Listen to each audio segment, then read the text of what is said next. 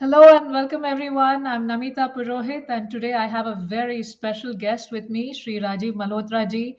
Wish you a very warm namaskar and a very warm welcome from me and our team over here, sir. Thank you so Thank much you. for being here. Thank you. Can you hear me? Yes, I can hear you Okay. very well, sir. Yeah, I think it was a very remarkable coincidence. I was in the lobby of the Imperial Hotel waiting to be picked up by somebody, and here walks elderly gentleman with his daughter to me to sort of say hello. And I didn't recognize either of you, but it was a very nice meeting to your father and you. And then you invited me, and I said, this is a very sincere person, and what you are doing is very interesting. I should definitely accept this invite. So here we are.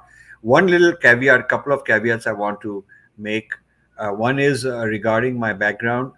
Yes, in the 70s, I was involved in artificial intelligence. Now, people sometimes would like to like to bring you down and make fun of you, will say things like there was no AI, but there was AI. It was not in its present level of sophistication. As a theoretical model, AI has been around for a very long time. It's just that there weren't these learning systems. Machine learning wasn't like it is today. This whole idea of these large language models didn't exist. The computer hardware power which is required did not exist, and the data sets on which the learning happens did not exist. So what existed, we were trying to teach computers to play chess, which is very elementary today. And we were trying to do other kind of pattern recognition, teach handwriting analysis, so handwriting recognition. So how you write the letter A is different for different people, but it should recognize everybody. And this is a very big challenge in those days. How to recognize voice, spoken words was very big challenge even in the late 80s when I was consulting with AT&T Bell Labs. They had 6 labs around the world just trying to recognize human speech, and even recognizing digits 0, 1, 2, 3, so you could speak out something like that. It was a very big challenge in those days. And of course, everybody working on facial recognition, not very easy thing to do. So the kinds of things that we take for granted today were being pursued long ago, and the theoretical foundations existed. I just wanted to clarify that. Thank you.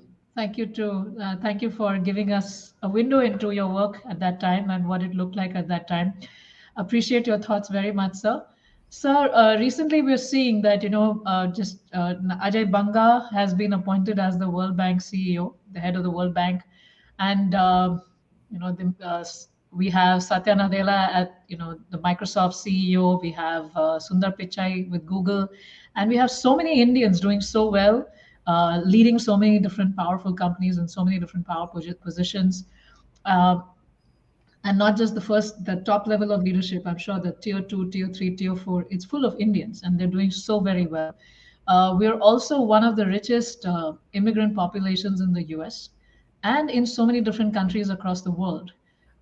What do you attribute this success of Indians to? Like, what is it? What is their USP that makes them so successful? So I will discuss this issue of the success of Indians and its link to our heritage and so on, and the fact that competitiveness and learning and education is part of our DNA culturally. But first, I want to say that not all Indians in the United States are rich. Many are taxi drivers working in gas stations, working in restaurants as waiters, working in convenience stores. There are lots of those kind of people also. So let's not forget them. Also, I want to make sure we're not being very elitist, because the successful tier of NRIs in this country are not representative of the ordinary population in India. And I think that's a foolish equation. Very often, like, I go to India 3, 4 times a year for the last 30 years. And, I am very familiar because I go all over the country and meet all strata of people.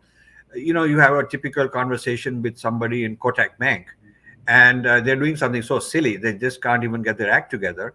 And when you start criticizing them, they'll say something like, "Oh, how can you criticize me? So Indian is in head of Google, or so many Indians in NASA, as if, his own incompetence can be compensated and covered up because some other Indian is doing well. This has become a very common sort of almost like chauvinism. I don't have to do anything. It's like a batsman saying, I got out for zero, but you know what? Tendulkar scored all those centuries. I mean, that really makes no sense to me. And also this business that the rishis are so great. 5,000 years ago, they did this, they did that. I tell them, well, what are you doing? The rishis are great, and you should be honoring them. But the way to honor them is not sort of show off and brag, but do something. Do so. So I think the average Indian is not living up to either our ancient civilization, the rishis, nor living up to the greatness of the today's best examples of the Indian elite. The average Indian is not like that. So there is a natural selection. For one of the factors is that only certain people got into the United States on a meritocracy. The United States is a very meritocracy-oriented place, and so its method of selection. There are two methods of selection. One is those whose relatives are American citizens can sponsor, and they are not necessarily doing the elite in terms of performance. They are a lot of taxi drivers who bring in the whole community. I mean, you have entire villages in Punjab. The Jats have gone and settled in not only USA and Canada and all that, because entire villages have emptied out and gone. So you won't find those guys doing the jobs of Sundar Pichai or Nadella or any of those. You will find them as taxi drivers and truck drivers and things like that. So you have to keep in mind that there are many kinds of Indians. As we know, India is a very diverse place, and hence the mirror images in the United States are also very diverse. There are a lot of different kinds of people. So I wanted to give that view first. Second thing I want to say is that the reason Indians are successful is that the success of Indians in the United States is also a tribute to American structures of meritocracy. Because, the same Indians in India are not as successful because the structures of meritocracy are not the same. So the success of a person also depends on the structure in which he's operating. So if I come to an American company and it's very highly meritocratic and I do very well, it's also because the system is nurturing me, the way we run meetings, the way there is performance, the way the people are held to responsibility, the way you are encouraged, the way you are trained, the way you are pushed forward, how everybody gets up and you are at work at 8:30 in the morning. And in India, or at least in Delhi, and office hours are 10, but nobody shows up till 11. And then in a couple of hours, it's lunchtime. I mean, the work ethic is different. So, I would say that the performance of Indians in the United States has a lot to do with American work ethic, work culture, structures of meritocracy, etc. And so part of that success has to be acknowledged, the factor. Then there is the individual who comes into this. So Indians have assimilated by learning the game. So the game has been developed by the Americans. Cricket was developed by the British. Similarly, the work-related meritocracy is a game. It's an American game. And you must learn the rules. You must learn how to play the game, what to do, what you're not allowed to do, how to learn from the other guy, beat him. So this business of Indians performing well in the United States has two factors. One is the American factor, the other is the Indian factor. The American factor is they have built this game of meritocracy and a whole ecosystem that encourages it, which Indians have not built in India. And this business in America is not an Indian creation, it's a made in America creation. And the second factor is the Indians as individuals have been able to assimilate, learn the game, figure it out, and outperform other people. So that's, in a nutshell, what I think is the reason for Indians succeeding in the United States. And I would say that to look at the success is one part, but to go deeper and say, why hasn't the same success happened in India? Why hasn't India created the Google? Why hasn't India created all these structures? Why didn't India create, I can go on giving you a long list. Why isn't there that same innovation in India? And why are Indians able to be so innovative in the American structure, but not to the same extent in the Indian structure? That's a very important thing. So here you have to draw a comparison with China. China has created its own game. China has created made in China game, how their economy works, how they push people to meritocracy. They've copied, stolen a lot of American technology. But the social structure, the commercial structure, the corporate structure is a very made in China thing. And the Chinese meritocracy is a very uh, indigenous development. The Indians have not been able to create a Vedic work culture. Indians are disconnected from the Vedic work culture. We have more of a British and then American influenced hybrid kind of a culture, work culture. Okay, it's neither here nor there. But if you really ask me what's deficient in the Indian success story, it is that we have not been able to connect with our indigenous work culture, social structure based on the Vedas, the way the Chinese have been able to have connection with their own deep culture. And in fact, they're projecting on the world stage that their work ethic and their system, their political system, their social system is superior to the West. They're not interested in copying the West. They're saying we're superior to the West and we'll outperform you and we'll become the number one power in the world in every sense of the word. And you guys better watch out. And they're about to do that. So if you think of the Indian success, it is at the individual level. It is not at the collective level. Okay, they all. It is disconnected from our own heritage. It is not a continuation of our heritage that causes us to be successful. And most of these people all generally abandon their heritage in order to be successful, or at least in the workplace. Maybe in their homes they are still living the Vedic lifestyle, but it's a disconnect between the private life and the public life. So I wanted to make all these points clear, and I'm being provocative because that's how I believe. And so you're welcome to ask me further probing questions and disagree with me, and your viewers are welcome to disagree with me, and I'll be happy to answer. We're learning, sir. We're learning from your views right now. I have a question for you. Going back to what makes an Indian immigrant successful in the West, and what you said is that there are these Western American meritocracy structures that have been created, and the Indians have understood that game and they have mastered it and they know how to be successful in that game. I would like to argue here that there are a lot of immigrants, Chinese, lot of Eastern European immigrants, etc. A lot of them over there in the States, but still Indians rank higher in their wealth, in the number of positions that they have acquired, etc. Is it just the English language that we tend to do a little better because of the whole British effect that we have? Or is it still something that can be attributed to our culture, even if they don't seem to practice it, even if they seem to be uprooted from it? Yeah, I certainly have a lot of regard for our Vedic heritage. Uh, so there is an unconscious uh, level in us which is Vedic still, thank God, unconscious. Even those who reject it, even those who say, well, it doesn't have anything relevant to my work, my life in the office, in my business life, it has nothing to do with that. Even those people are unconsciously benefiting from this Vedic culture. So I think the you cannot underestimate the relevance of our society, our ancient society in today's performance. The whole idea, the whole attitude towards education, a lot of emphasis on education, family structures that we have that are from our Vedic heritage, they have a role to play. I mean, you have in the United States a lot of people who are certain ethnic groups because they have broken homes. They come from homes. There are ethnic groups where the father is a large percent of them are in jail or in trouble or drug addicts, and you don't raise kids properly that way. So I would say that yes, there is a lot of unconscious benefit that we are carrying with us. But to make it conscious would be good, because then uh, we would be able to turn it into social theory. We need to have Vedic social theory, political theory, economic theory come out explicitly, because then it can be institutionalized, then it can be passed on to the education system.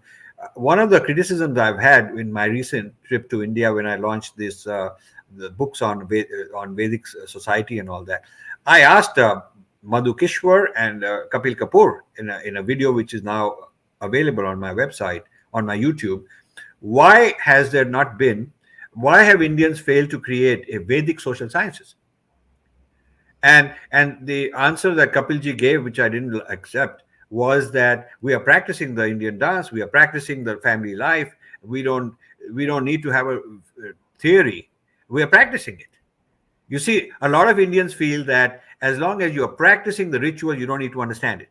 As long as you're practicing you're practicing a certain life, you don't need to understand that its theoretical framework. And I disagreed with him because he is has one of his accomplishments is that he has created the theory of aesthetics, the theory of Indian Nat Shastra. I mean, brought it into modern form and constructed the English editions for it. And he is somebody who's been teaching Ashtadhyayi, which is a structure of grammar and Sanskrit. So how can he say that structures don't matter and writing them explicitly and teaching them don't matter? That is his own life.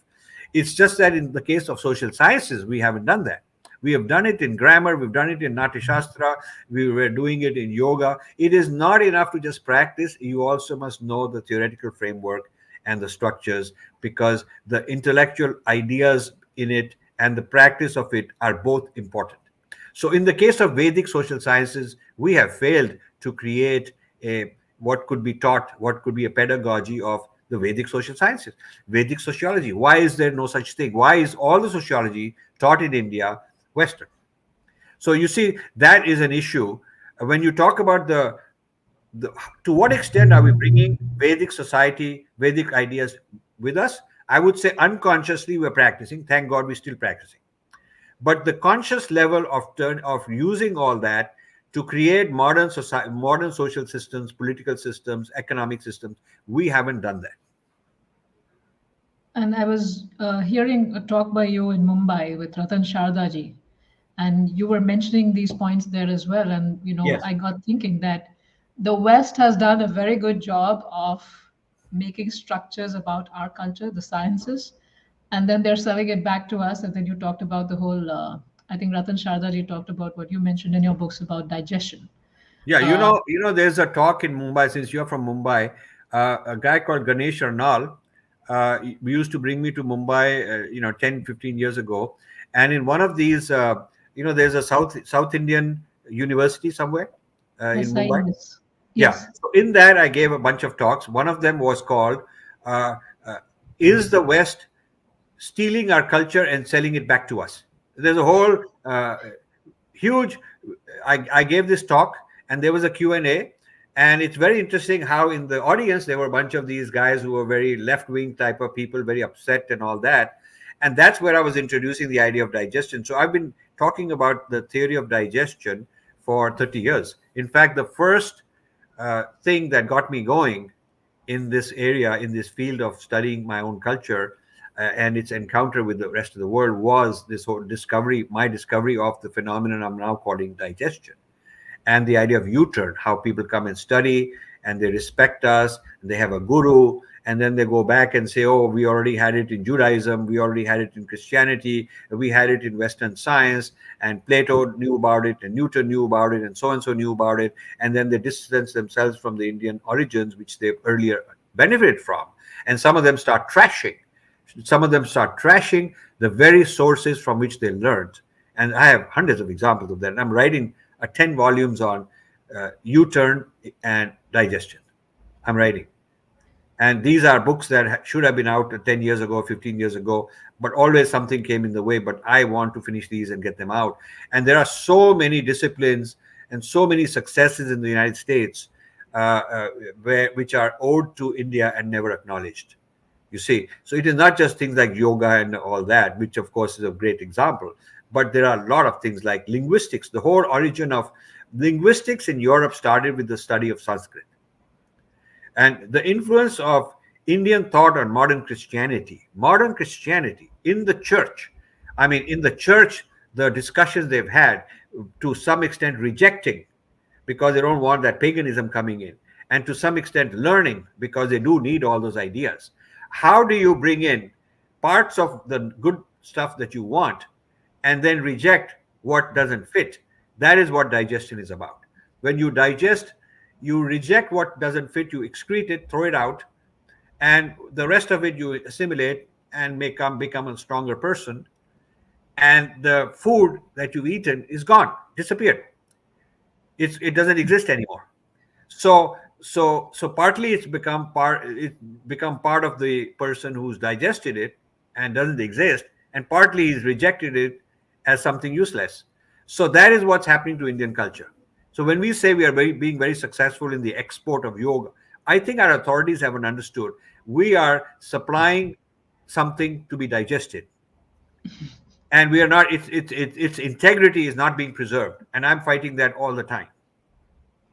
Yeah, when you go to the gym in the US, like when I'm in Seattle and I'm in the gym there and I go for the yoga class, it's there's no Indian teaching that class. And those teachers are doing a very good job of actually telling you the exact way to do the asana. But beyond that, there is no knowledge. But they've There is digested no it and same with whether it is pranayam. I mean, this is our own gurus. Our own gurus teaching pranayam, calling it breathing and all. The pran is not breathing.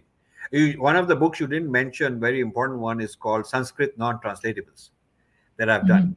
where I'm saying that pran is not translatable as breath. Breath is just one handle to manage the pran, but pran is bigger thing. And Shakti is not energy, because I have electricity, which is energy, but Shakti has got intelligence, and electricity doesn't. Shakti is conscious. It's a person. Shakti is feminine. These things don't exist in just electricity and light and other kinds of energy. So this book, Sanskrit Non-Translatables, explains the that the way we can prevent digestion, prevent becoming digested, is by protecting our Sanskrit non-translatable terms and using those terms and not translating them into useless reductionist English equivalents. Like, you take Atman and make it soul, or all kind of. I've given 54 examples. It's half of 108. I wanted to do 108, so maybe there'll be a volume two. So that's a book that explains why there is digestion. Is because we've allowed Sanskrit non-translatables to get translated into reductionist forms, and then those reductionist forms replace the original Sanskrit terms, and our thinking changes because we are no longer thinking in terms of our own Sanskrit categories. right. So going back to this concept that you talked about, which is that, as Indians, now whether it's abroad or even in India, I would like to extend that, is that we are practicing our culture very unconsciously, Yes. and there is no language around it, there is no understanding around it, and there's no studies on social sciences, and as you had mentioned in one of your other talks, and therefore we can't make teaching pedagogies around it, learning pedagogies around it, and therefore we can't just take the knowledge forward, give it with proper science and with proper understanding to the next generation. uh, I'm on this group. It's a Facebook group. It has 95,000 Indian expats in the US. I try to answer questions on that group when I have time. I see, and these are all expats in the US. I see at least 10 posts on divorce every day. I'm not joking, sir. It's a true fact. I see posts on mental health issues that people are struggling, and most of the posts are anonymous.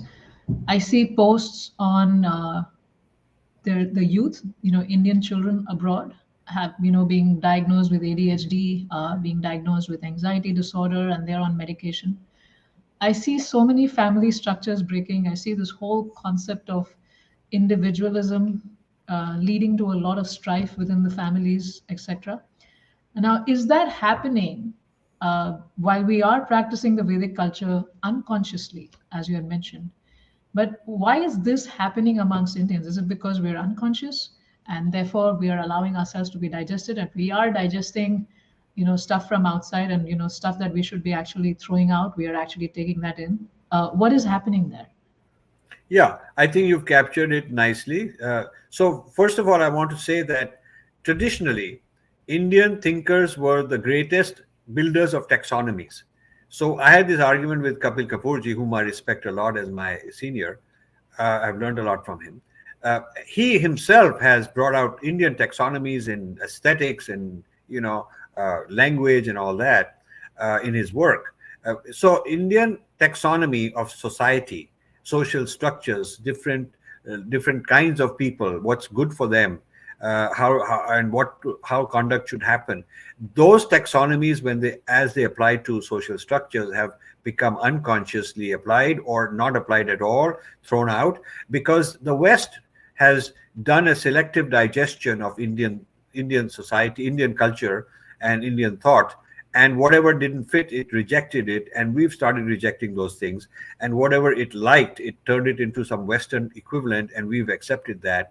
So in the U-turn, the Indian originated things, after they are digested, get re-exported back to India, and we happily consume it as some American thing, you know. So that part of it is that it's not only the 95,000 expats in India that are facing these issues, it's also the modern elite in India that are facing these issues. If you had 95,000 people who are Mumbai type people, you know, in the same kind of corporate work and all that, you would find that they'd have same kind of questions also.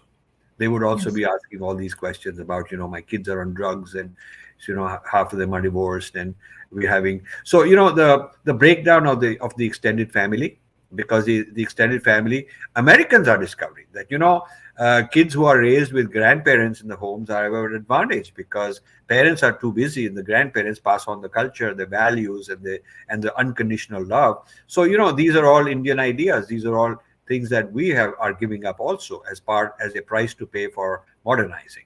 The idea that you know, in the Gurukul, the idea that a child learns according to their individual aptitude. A person who you should read on education is Sri Aurobindo. Sri Aurobindo has a lot, very accessible, because he writes in English. He's very solidly Vedic. So his ideas on planes and parts of being. He says that you should think of a person having many planes inside you, and there are many parts, you know, different parts of you. And so the education has to take care of all the parts of you, the physical part, this emotional part, whatever, and many planes. It's a beautiful theory of mind, theory of being, and how to educate, a theory of education based on that. I wish this were taught in India. I wish the people who go and become teachers and all would study this kind of thing and then apply it in their teaching. So Indians are a broken people, because modern Indians are a broken people. We are very successful in careers, but we are not necessarily have a cogent, consistent lifestyle culturally and civilizationally, because we're kind of disconnected from it.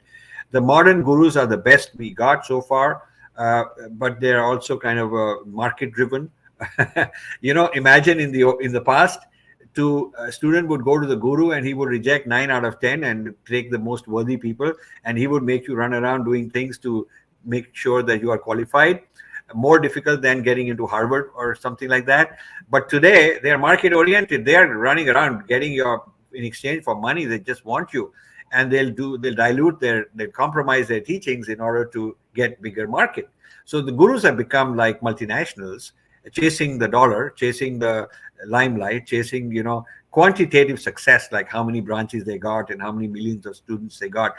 Whereas the greatest teachers in our tradition were not measured based on quantitative success or money or how many offices, branches, etc., but based on the quality of few people they would train really well. So, you know, our traditional education isn't there, whether it's gurus, whether it's gurukulams, whatever is out there. A traditional home-based learning, the parents themselves don't know. The parents themselves, you know, are quite confused, quite lost, because they themselves are a product of this mixed up stuff. So in that context, you know, it's not surprising that a lot of Indian youth are growing up very kind of depressed. There's a lot of not only divorce but depression, suicide. That these are problems that Indians face. One of the things that my Infinity Foundation started sponsoring in the 1990s was we gave some grants to one was a psychologist who wanted to study the bullying of Indians in schools and the mental health that he as a psychologist has. In the 90s, Indian families would come to him with all kind of mental health issues in their family. related to workplace, related to domestic violence, related to schools, related to being lost and confused, related to, the Western kids, the white kids would make fun of them that you're worshiping this monkey and this elephant and your mother's got this dot on her head and all of that. This guy in the 90s was specializing as a psychologist, and he applied to me for a grant. We gave him a grant. I think he did some kind of produce something out of it. Uh, Several such. Then there was another study that we sponsored where some school system somewhere wanted to study how different ethnic people are facing challenges, and Indians were among them. So this is a problem that in the US has been known for several decades, for a few decades. But Indians as a community have not invested in proper studying it. There are a lot of Indians in mental health, but they've not gone into this particular topic enough. And I think, And what is that? but you will find that blacks are studying, what are the issues with black culture, and Hispanics are studying, and so the other ethnicities are studying as minorities. What are the challenges they face in terms of mental health. We have not done enough of that. But why are we, so self-focused and focused on our individual growth versus, preserving something that is so precious and allowing ourselves to be appropriated, misappropriated by the West, and losing out on the very things that make us successful? Why is it that we as a community don't take responsibility? Yeah, I mean, the thing is, I mean, that's a long story. I would say that I'm very disappointed by the same people you consider role models because they're becoming rich. I am very disappointed with them. Their lack of responsibility in giving back to the same culture and civilization from which they were created, which created them and gave them their success. I am disappointed with the amount of selfishness, and when they become philanthropists. It is philanthropy for a personal reason. It's like, what's in it for me? What can I give so I'll be given this award? I'll get recognized. I'll be appointed here. I'll become advisor to this PM or that department or whatever. They are either leveraging their success for Indian limelight, or American limelight. Okay. And they are particularly disinterested in taking on issues that are unpopular, because you have to stick your neck out and do something controversial. They are not interested in that. Everybody would be happy to be associated with giving food to poor people, because there's nothing controversial about it, and saying, okay, we're going to set up a school for poor children somewhere. Very nice. You go, and I have a lot of friends who are into that game because it gives them limelight, gives them some prestige, and some famous guy will come as a chief guest and give a speech, and it's all politically correct. There is no price to pay. There's nothing innovative. There's no controversy. Whereas what I'm doing is wanting to stick my neck out where people are not interested in sticking their neck out, because it's controversial, because it requires a lot of hard work, because you have to give up your material success and pursue this at a huge price. And one of the huge prices you pay is that you become controversial because you're raising those issues. You are getting people out of their comfort zone. You're getting people out of their comfort zone, and they don't want to. They want to continue in their comfort zone of success, and within that, they want to be seen as philanthropists, and they're into environment because it's all popular. They're into human rights and social justice. But when you tell them that this human rights and social justice movement is actually anti-Vedic in many ways, and the Vedic idea of social justice is different, you should at least study it and give it equal importance. They don't want to touch that, because that might ruin their reputation. That might ruin their next round of funding. That might ruin the value of their shares. That might ruin the seat in some prestigious American institution that they have been asked for, or in India. I would say even those who are Hindus, who are very explicitly Hindus and who wear Hindu clothes, and they go to all these, Hindu-oriented activism, are often doing it in order to get in the limelight in India. They would like to be picked up by some political party and given a ticket, or they would like some Hindu organization there to pat their back and become important. So therefore, ultimately, you're absolutely right. The selfishness is huge among those who are successful, who ought to be giving back. And when they do claim to give back, it is with a selfish motive. And the motive could be as a Hindu leader, could be as an American success story, as the role model minority, as the role model Asian. But whatever it is, it's individual. It's my personal. What do I've been told for 30 years, all the time, get out of these controversial things, and you'll be appointed here, you'll be appointed there, you could be a big shot here, there, all kind of stuff. But I don't want to do that because I don't want to sell out. And I'm surrounded by very wealthy people all over who are Indians, who are part of my personal and friendly circle and all that. But it's very difficult to get them to put real resources into a cause based on the principles, based on this is my swadharma, this is my yagna, I'm going to give it back, return this back to the society that I come from, and I'm not concerned about the price to be paid. So in terms of social stigma or popularity, I'm not concerned about that. Very few to find those. Very few people are willing to cross that line. But again, so why is it like that? Why is it that we just think about our individual success? It's almost like, we're lining up to get into a slaughterhouse, and all we care about is like, hey, there's a lot of grass right in front of me, but I am going into that slaughterhouse. And then they think, oh, why should I worry? My kids, I am settled, the next few generations we have the money. So and vis-a-vis the example that you gave of China, and I also can remember some stories from Japan where they have focused on preserving their traditional cultures and taking care of that. And people are investing in that, taking care of that, believe in that. They've created learning pedagogies. They've created so many different structures around that. So, I can just answer based on my experience, and then it's for other people to decide for themselves. So I will tell you, a very important influence that my guru had on me, and I'm talking about 1990s. My guru left the body soon after 2000, but that's who transformed me. I've learned from many gurus, and I respect all of them because whatever they've taught me, a little bit or whatever, is I have gratitude to them and I respect them. And I've had more than a dozen different gurus at different stages in my life, and I'm always looking for knowledge from wherever I can get it.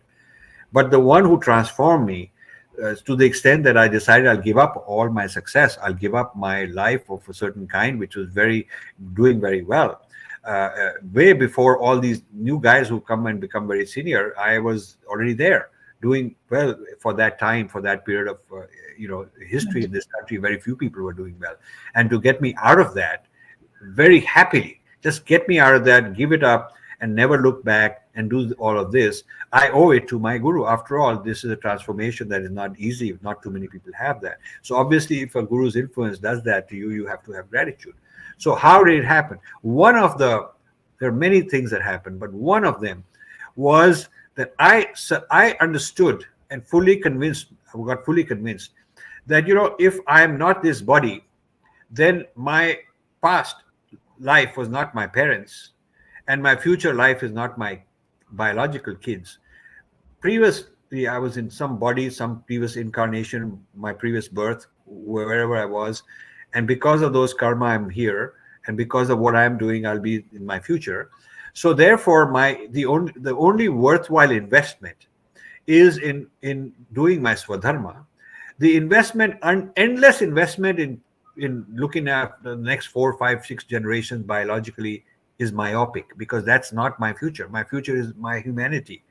My future. So my guru used to say that think of all the children in the world as your children, and why only those 2 that are your biological children? Why can't you spread that? Vishalata was the term, that expansion, universalize your relationships, and be there when you see anybody, whether he's whatever he is, be there for them, try to help them. So this kind of a meditative practice in society, it's a meditative practice, bringing your Advait with you in social relationships, was so central to my own transformation. Starting with people I disagreed with in the office, people who were mean to me, people who I would have fights with, but looking at it as the way Arjun is told that even this Duryodhan fellow is ultimately the same as you, but you got to go fight him.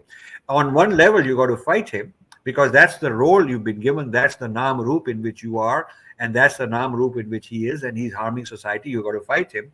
But when you're fighting him, also remember that that's your form, that's your manifestation as Arjun that is doing this fighting. But deeper down, you exist as at a level where it is the same as this guy. So there is the sameness, and then there is the difference. What is same and what is different, and why at the level of difference you have to fight, but at the you never forgetting the deep reality also. So this is theory, but very rarely I come across people who actually experienced it the way my guru helped me experience, my enabled me to experience, and then turning that experience into, hey, I'm going to change my whole life because of what I just understood, because of what I just realized. I'm not going to live the same way. It's very rare for people to do that. So this is the way forward as per our civilization. You have to have the inner experience. In my case, with the help of a guru, a lot of people have it different ways. That's fine. But you need to have that inner experience before you can go out and perform an outer role.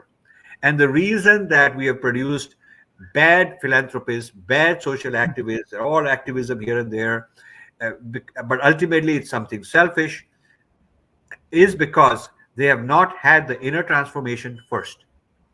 So I'm raising the bar for you, Namit. I'm saying you as a leader, as a young person who's understanding all these things, because I can tell you understand all these things. Your role, first do yourself, is inner transformation, and then live that life. Pay the price. Put up with people making fun of you and doing all kind of stuff. Put up with all that, and you manifest an external life, a social life of Swadharma based on your own inner transformation, and then you can be a role model and teach other people. That is what our tradition teaches. I'm just telling you our tradition. It doesn't say that ignore your own transformation and just go out and learn how to get YouTube views and likes and become popular and go do this, do that. All of that is very important to do. But later, for the first 10 years of this transformation, my guru wouldn't let me go out and talk to him, to give talks, or get involved in social stuff, because my guru would say, who are you? What do you think you're going to solve their problem? Have you solved your own problem? And you are going to tell them what to do, and how much do you know yourself? So I had to, it was like just begging me and saying, it's all your ego. Is this Rajiv wanting to go out? Now, previously you were running around in the corporate world and you are saying you're sick of that and you want to get beyond it. But now you're going to get into another rat race, which will be all this philanthropy business.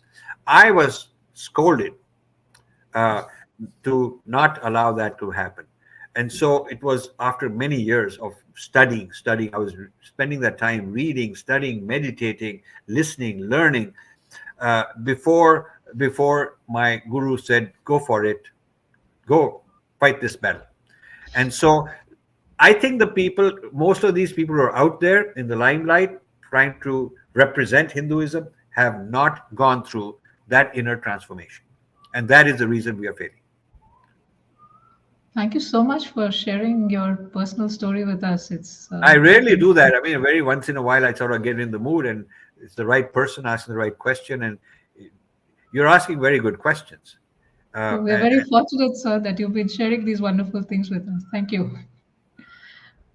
So what I'm understanding is that an average Indian is not so concerned about, is more concerned about, do I have enough artha? Do I have enough money for like the next few generations? And do I have enough safety and all? And that safety just never ends. It's like a shifting window. And that's because we're just so focused on that, we lose focus on what really our Swadharma is. And it's also happening because we're not in touch with our own eternal, true spiritual nature. As you have very rightly explained, that we've had so many parents and so many children and so many different species across so many different lifetimes that we've had. But what made you different there was that through your guru, and because you were interested in it also, you were able to connect to that, work on that, have your own inner realization, and then engage in your Swadharma where you're not differentiating between these are my children and these are something else. It's all at the platform of the soul. These are souls I help who happen to be my children in this life, but there are all of these souls. It's at the platform of the soul, and let me go out and do my service. Have I understood you right? Yeah. I wouldn't use the word soul because our own words, our equivalent words are not Right. translatable, but that's a technicality. But I think the gist of what you're trying to capture is absolutely correct. I think uh, uh, let me also explain another concept which I think I have not Yes, explained sir. publicly, and it's a concept in a huge book of mine. I don't want to disclose these because people trivialize them. They don't understand the whole thing, but I'll take my chances with you. Okay. So, there is the first person, second person, and third person in speech. In grammar, you learn. Language works like that. First person being anytime I'm referring to myself, and second person is you. You, we're in front of each other, either physically in front of each other or through phone or video or whatever, but I'm addressing somebody in the present moment. And the Yes. third person is I'm referring to objects and entities, trees and clouds and the economy and America and India and the dharma and even you as a person when I refer to, but not addressed directly. That's a third person. So right now I'm not sitting in front of my brother. I'm referring to him. That's a third person. So the first, second, and third person speech are very codified in grammars of all languages. And the reason this is a common human break classification is because that's the way the mind works. And the Oh, just a mind has moment. got, huh? Just to pause. I don't know. I can't hear you very well. Something's just Okay. happened with the internet. I'm just checking with the audience. Can everyone hear Rajiv ji very well, or is it jumpy for you as well? I'd love to hear in the comments, please. So let me say Oh, hello, hello, 1, 2, 3, testing, 1, 2, 3. Is it coming out? Is it okay? Or is it yeah. jumpy? No, now it's coming out okay, but your screen has frozen for me. I don't know if it is my internet or yours, but Okay. I can hear you now. Yeah, Is it okay now? Am I okay? I can hear you, but your screen is frozen for me. Okay. Just checking with the So audience if they can so let should us I know. should I log in? Should I log in and back in? Connect again? Uh, Maybe we can try that. I think they can all hear, sir. I think it is Okay. my internet. Everyone can hear you. Yes. Okay, Okay. great. You Okay. have So feedback. Thank you. Thank you, so everyone. so sure, sure. So basically, I was explaining that language in all culture, in all countries, in all places, has first person, second person, and third person. Let me just do something here. Okay.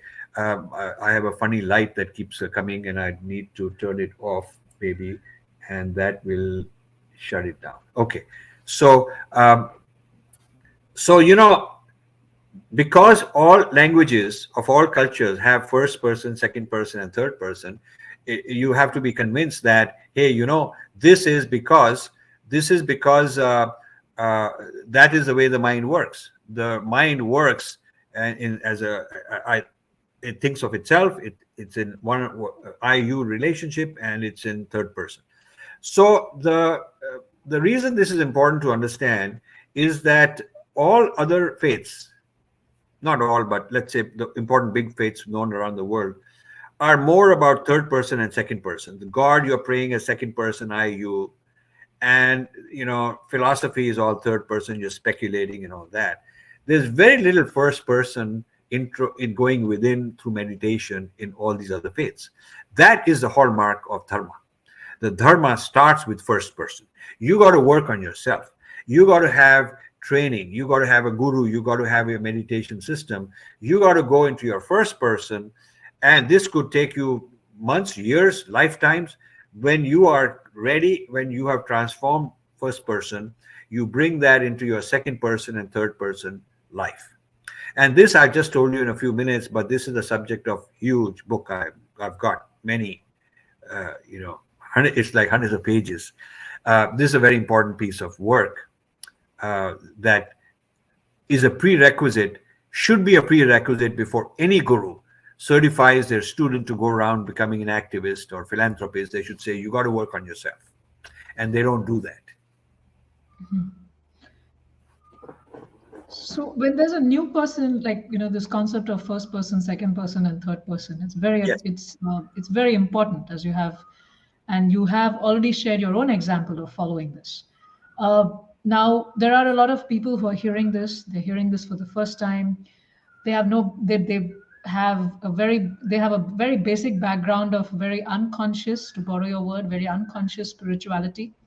Now, when they hear something like that, the worry I see around me when I tell people to do something like this, and I'm thinking that's what the audience would be feeling right now, is that, oh, if I start investing my time in this first person and my spiritual growth and all of that, what about my job? What about my income? I mean, I have limited time. What about this? What about that?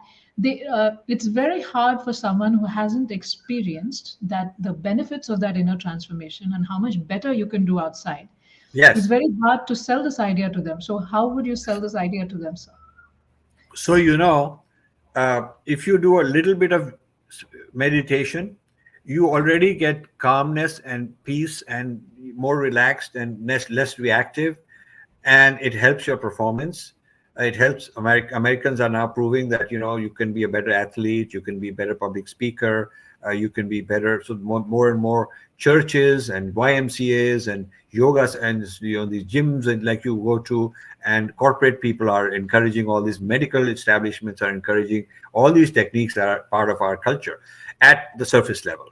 Okay, so already the benefit is there. Even with little practice, you're getting benefits, because they're saying that, okay, you do 30 days of meditation and it can reduce your blood pressure and whatnot. So the practical benefits in your second person, third person life, your stool sharir, all that is happening. It's believable because it is true. You can find out. It is not that you got to do this for 20 years before you get any benefit. It's not so. This is very good news, because if it were the case that for 19 of the first 20 years you get nothing out of it and you won't see any benefit, and then suddenly it'll all happen, then there'll be few takers.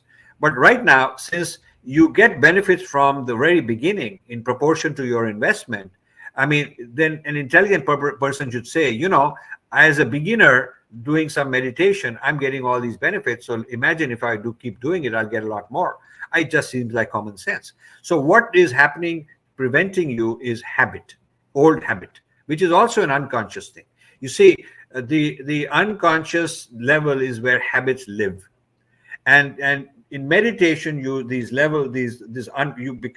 begin to see, because these things become more conscious. You witness yourself at a deeper level than you've ever had. You witness yourself deeper than a psychologist will ever know you, because they cannot get that deep as you could see.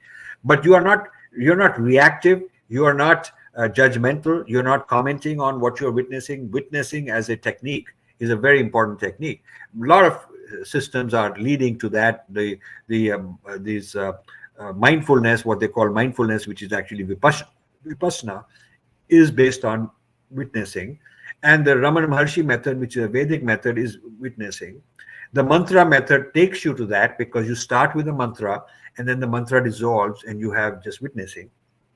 So you see, this raises, and that in that state of silence and peace, you begin to witness without worrying. You just witness, and you begin to understand things you never knew. So you see, once you have I'm just giving you a little glimpse. This is not a meditation lesson, but by the way, I'm certified as a meditation teacher. I don't practice it, but I've gone to all the so many weeks here, so many weeks there, and get certified and all that. I have all the, if I were looking to have a career as a guru or something, I'm certified, by the way, but that's not what I want to do. I just want to work on myself. And my external life, in terms of my swadharma, is also actually working on myself. Ultimately, I mean, I want to help others, encourage others, but I want to do it because it's good for me. This is my calling. This is the only karma that I get to take with me. This is the only asset I build. No other asset has any value once I'm gone from this body. But this asset is long term. So I'm actually also being very practical, in a sense, in accordance with our values. You see. So who is to fix this? I think it's a role of partly the parents, but partly the gurus, because in our tradition, these are the two forces, not YouTube and not government and all that, but parents and the gurus have to do this. Parents, I can see, well, they themselves are messed up, and they will openly say, look, I haven't done all this, I don't know, how can I teach you? Okay, so at least they're being honest. But gurus are not being honest, because gurus are people who have supposedly achieved all this. They have supposedly experienced all this. They have transformed themselves. So let's assume they are right in the claim that internally the first person journey has worked for them and they are experiencing these things for real and not just faking it. Let's just assume that. Then when they manifest this, they should not turn suddenly very greedy. They should not turn suddenly into power and scaling. They're too quickly into scaling. Scaling is necessary for helping society on a large scale, but it should not be at the expense of quality. Every so often we all make the mistake of getting carried away, but then we have to come back. And every once in a while we have to say, okay, now I'm going to stop all this because it's taking me the wrong direction. I got to come back and get into myself, get into silence, cut myself off from whatever is going on, let people say whatever they want to, because I want to recharge myself in the first person. So this first person is the building block, the foundation. It's from where the giant tree comes. That's the roots. And the second and third person are the branches and the leaves and the flowers and all that stuff. So if you don't have a strong, robust first person, adhyatma vidya, the inner science, if you don't have that, then the whole thing is a fake, useless, dangerous thing, because you could become a rakshas who is out there, who learned all these techniques and who's who's got the power, and he doesn't have the ego. He hasn't given up his ego, and this ego is just like a rakshas ego, very super powerful. That is very dangerous, and I see a lot of that happening. So, sir, how much of this Adhyatma Vidya, this first person work, like when people talk about meditation, they just turn on meditation music and they, focus on their breath. I had one person who said that, oh, I can even meditate on this computer light. I have this light, like, the light that flickers on your computer. So, I can just meditate on that, or I can just meditate on my mobile phone's light. So, how much of this Adhyatma Vidya and this focus on the first person, is it just focus on the first person, or is it also connected to focusing on the source of the first person? Excellent point. Your question is leading towards Tantra, because Tantra is a system which uses external senses to go inside, but external senses in a non-reactive way, not with indulgence, but witnessing. In fact, in Tantra, you use the sight, the sound, the touch, the taste, all the senses. And the idea is that through a certain series of procedures that our rishis have discovered, you go to a good Tantra teacher, you will learn how to use your intentions in a way that you go beyond these intentions. You use the senses to go beyond the senses. You're no longer addicted to these things. You do engage with these desires. You engage with the desires in a way that you don't create a habit. So my guru used to say, if you really have a craving, and you suppress it, it's a seed that will come out sometime later. You can delay it. But that craving is an unconscious thing. It's an unconscious algorithm that has become part of your memory. And you can't get rid of it by just ignoring it, because one day some mouse will click somewhere and it'll just start again. You see, some suggestion or something.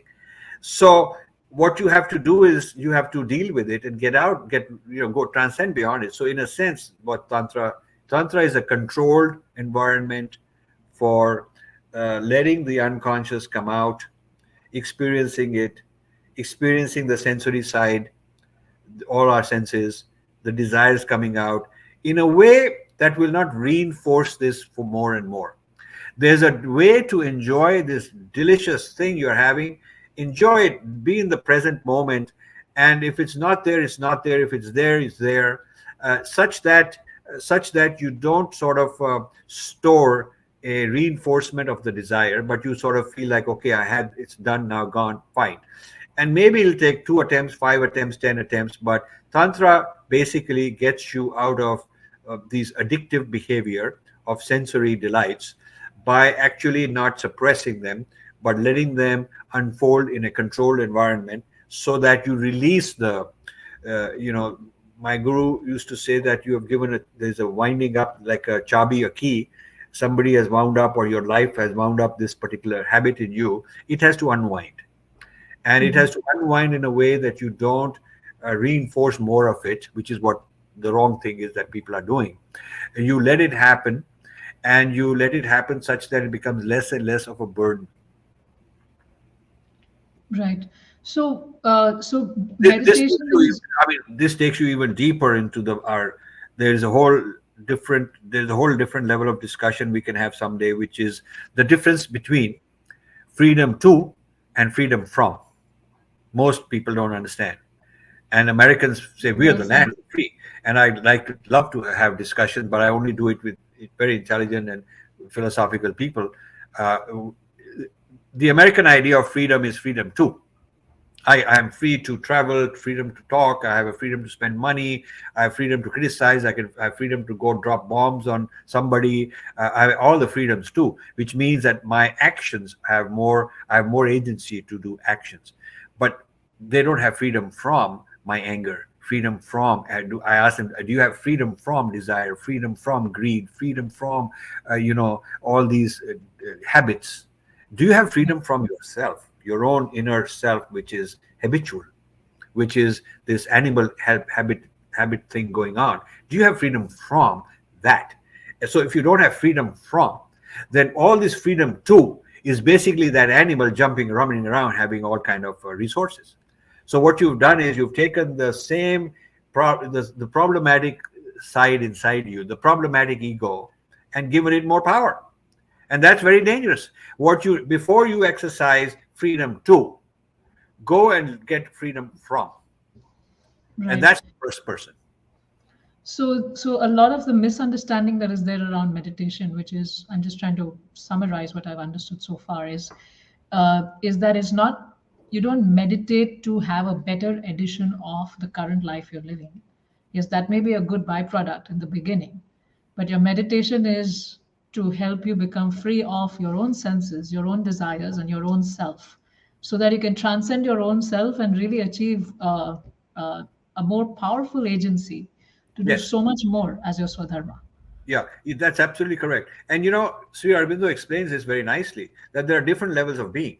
So from a certain level of being, which is all ego, you can get ego's freedom to do this and that and all that.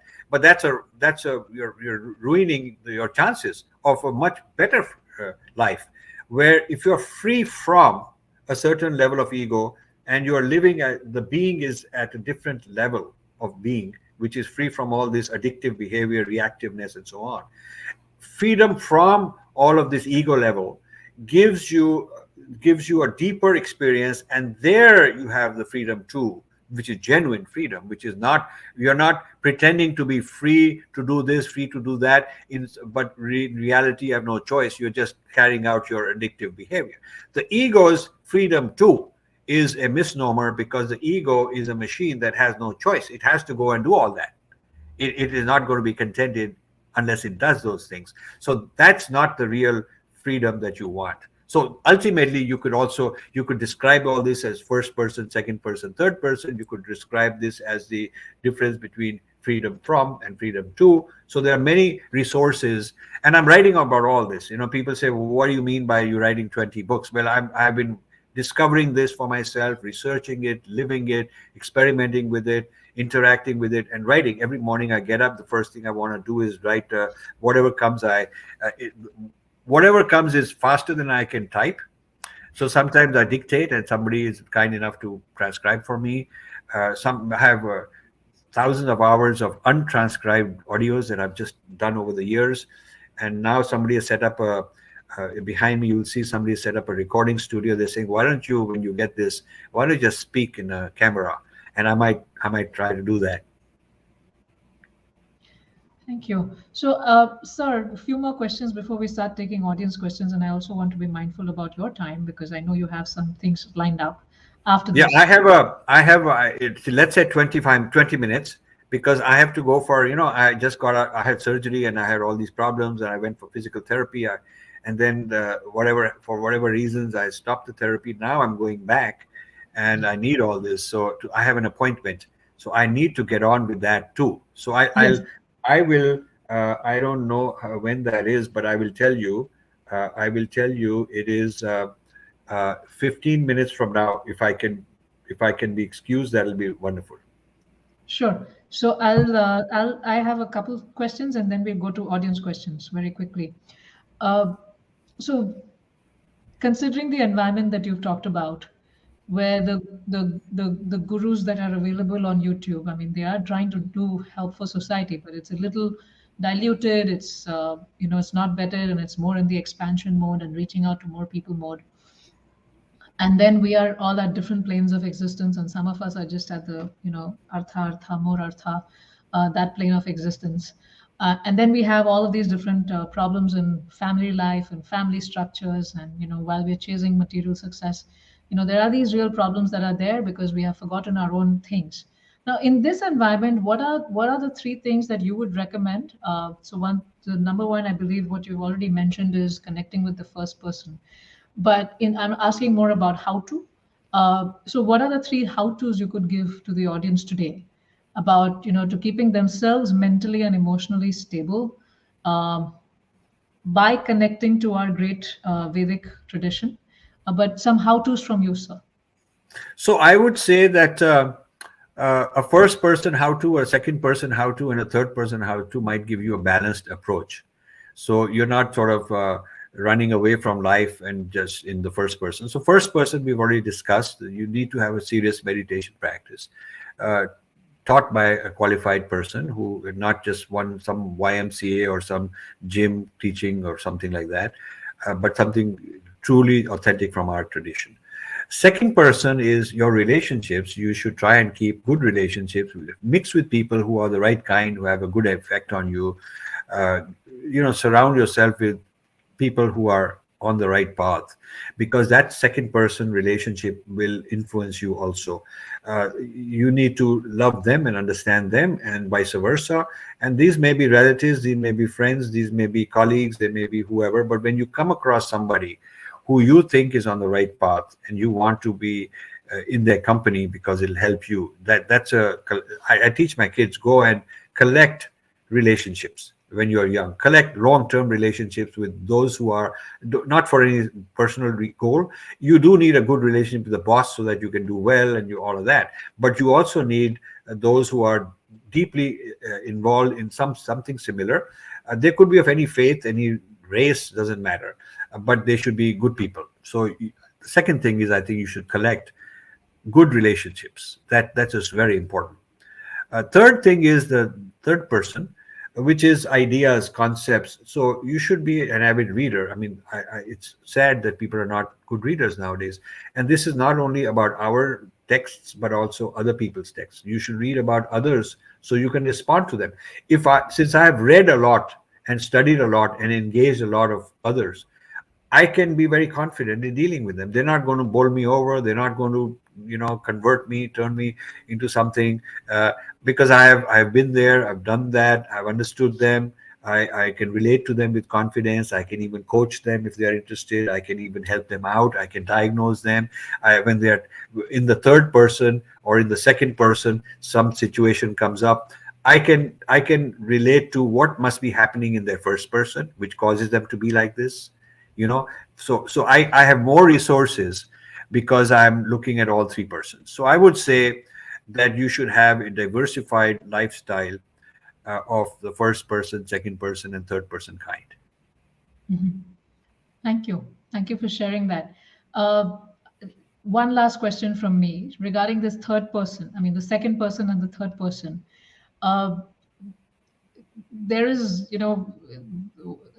people are celebrating Pride Month. I think today is like the third day of the Pride Month.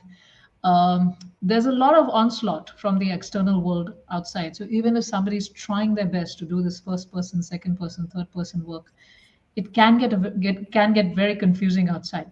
Uh, Also, and but we're also living in times where even Americans themselves are standing up to this onslaught and saying that this is not what is going to benefit my society, and you need to stop. And you could look at the uh, the banning or the boycott of Target because of the stuff that they did, and then Bud Light, and then recently on Twitter there was this documentary that was released by one creator, Mark Walsh, that was about what is a woman. So now we're even at the point of defining what is a woman, because people have lost so much connection with themselves and their contribution to society that they don't even know who they are anymore. So as people are doing this first person, second person, third person work, um, what can they? So I believe I'm taking the lead from your answer to my previous question, is that Purva Paksha, am I using the term right in the right Yeah. place? Yeah, Purva Paksha is the study of the other, in order to understand them better, in order to cope with them, in order to know how to respond to them, how to be protected from them, how to help them, how to love them. You need to, it's like what a psychologist does with the patient, but what you can do with the whole culture, society, civilization, their history, how they have been shaped the way they are. And, there are a lot of lessons to be learned from that. So I think you can do Purva Paksha of all these social phenomena that you're mentioning. This is just one example. We can have a long discussion on this whole wokeism, of which this is a part. And my book, Snakes in the Ganga, deals with that, and how it's invading India right now, right up to the Chief Justice of the Supreme Court, who's a wokist, and right up to all these billionaires, Mahindras and this one, that one, all of them funding these kind of things in Harvard because it's fashionable and it's cool, and it'll get them a seat at the table, at the white man's table, and they'll be considered some like a honorary white liberal. And so they have these complexes. Our people have these full of these complexes. So, when you are celebrating, we started out this whole thing with celebrating the Indians who've done well and become very rich. But you also got to understand that some of them are actually very confused and mixed up about these civilizational matters. So they are a product of all this unconsciously. They are not only not being thankful and grateful, they are in fact abusing this power that our civilization gave them. They're abusing it in the sense of funding the wrong things. Right. So to protect ourselves from these external influences, one thing is Purva Paksha. People can educate themselves so that they can be strong. And one way to do Purva Paksha is also to read your books. There's a lot of analysis, a lot of deep work that you've already done that we can just benefit so easily. So what I try to do in my books is turn my experiences and my knowledge and understanding in a very easy to read, digestible way, so that success of a book of mine is when somebody like you reads it and says, you know what, I can start using this framework and this terminology and this way of thinking to relate to my own experiences. I've had this experience and I've had that experience, and I've seen this U-turn, I've seen that digestion, and I want to do this reversing the gaze, and so they begin to see patterns that I have had experiences. So I take my adhyatmic patterns, my external patterns that I'm experiencing, transform them into frameworks and theories that can explain them. And then others can take these and relate to their own experiences. Then I feel very happy when I come across people of that kind. And I do come across a very large number of such people. That makes me very happy. Thank you. Thank you so much, sir. We'll take a few audience questions. There have been a few here. There are some thank yous as well.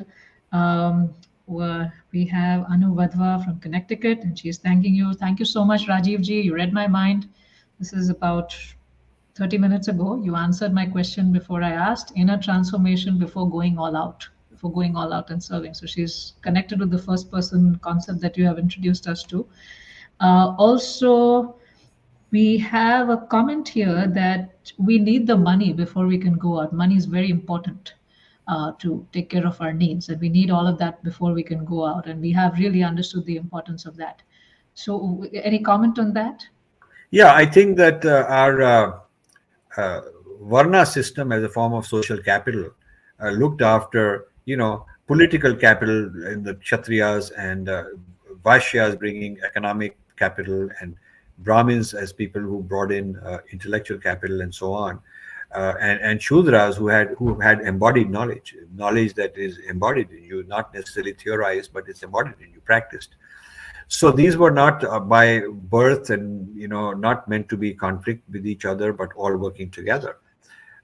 Different parts of Purush have to work together. No Purush wants to be without his feet. So you can't say the feet are useless because they are low, below. No human being would say, cut my feet off because I don't need them, or I'll exploit my feet. I mean, nobody would do that. So this misinterpretation of Purush Sukta is very dangerous for us. I see this all as harmony and coexistence. Now, the important thing is that if you look at it this way, our ecosystem should have all a balance of artha also, and balance of all of this political strength and intellectual strength. All of this goes together. What happened is, when the East India Company came, they first captured the artha, the trade. They came as traders, and they captured the Vaishya, and they took over the trading system, became the rich people. And they didn't bother the Brahmins intellectually. They let them continue at first. And they didn't bother the Rajas, the Kshatriyas. They let them continue. And then when they had enough money and they had gotten in, they'd done enough Purpaksha on us, understood us, on our vulnerabilities, how to make us fight each other, all of that. Then the next thing they did is they became the Kshatriyas. They took over rule. They took over, governance, which is Kshatriya. So first they took over the Vaishya role as traders, as people making money. Then they expanded it to include the Kshatriya role. And they still left the Brahmins alone. They later realized that, okay, now we're ready, powerful enough, we're going to replace, Sanskrit with English, and disempower the Brahmins and take over a new school, create a new school system to produce mediocre, people that will serve us. So this takeover of Varna happened one by one, and we all became Shudras. India colonized became Shudras, all of us. Just no political capital, intellectual capital, financial capital, but we embodied.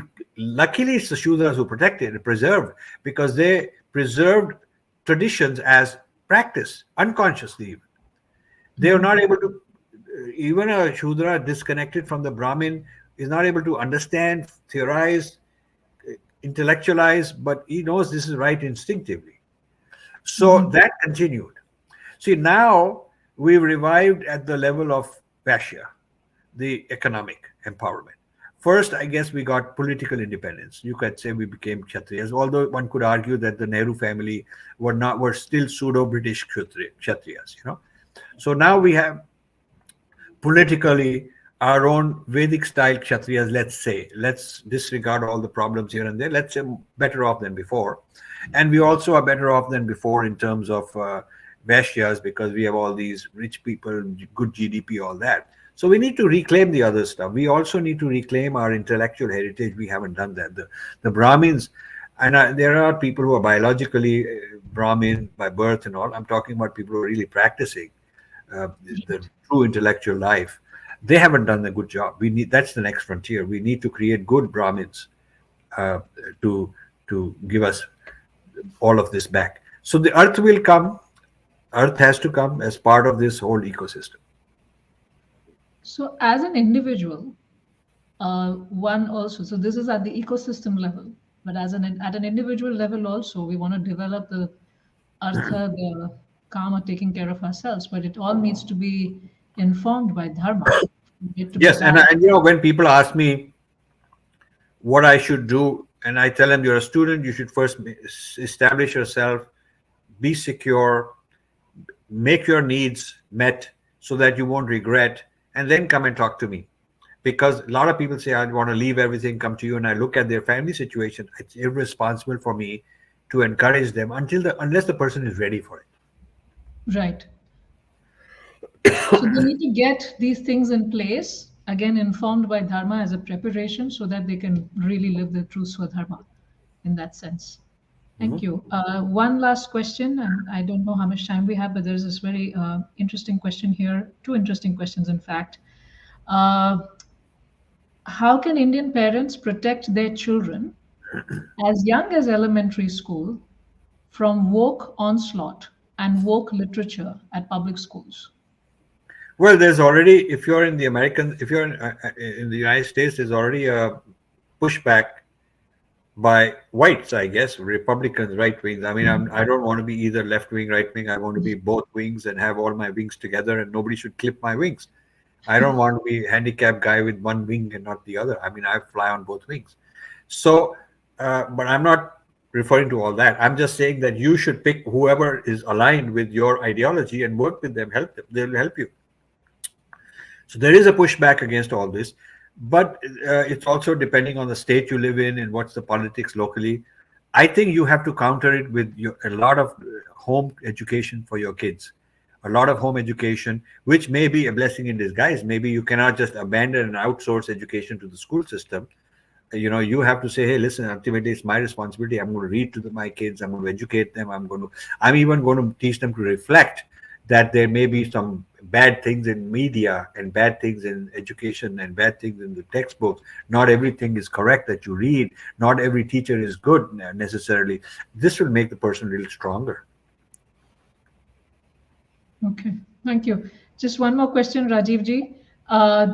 Like, when does this work on the first person end so that we can go outside and start serving? Or is it like, how do they know that, okay, I have reached a stable state in my first person in the So, person book so in and my I can. case, I was lucky. In my case, if I was lucky, I had a guru kind of supervising and telling me, okay, now go for it. I know the exact instance. We don't have time there, but I know the exact instance when a certain opportunity came from somewhere else, inviting me to do this, that, and I took to ask my guru, and I was very surprised. Unlike before, this time the guru said, "Go for it. Go explain to them.